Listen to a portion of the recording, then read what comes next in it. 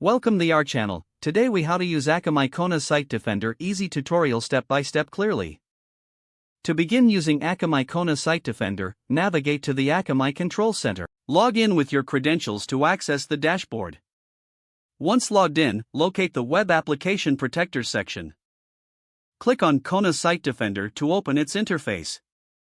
Now, you will see the main dashboard with various configuration options. To set up a new property, click on the Add Property button.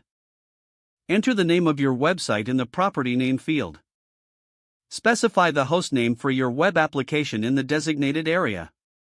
Select the appropriate security policy from the drop-down menu. Review the available options for DDoS protection and adjust them as needed. Next, configure the firewall policies according to your security requirements. You can create or modify existing rules to filter traffic. After setting the rules, scroll down to the Site Shield section. Enable Site Shield if you want to protect your origin server from direct access. Continue by setting up the bot management settings. Choose your desired level of bot protection based on your website's traffic. Now move to the monitoring section to enable logging features.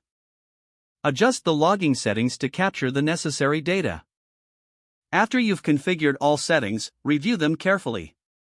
Once confirmed, click on the Save button to apply your changes. To activate your configurations, go back to the property list.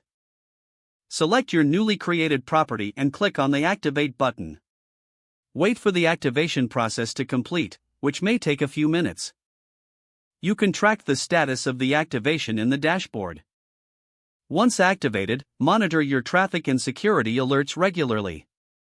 For detailed insights, explore the Analytics section available in Kona Site Defender.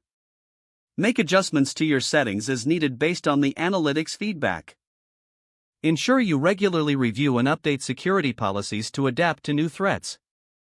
Don't forget to like this video and subscribe to our channel for more step-by-step tech guides.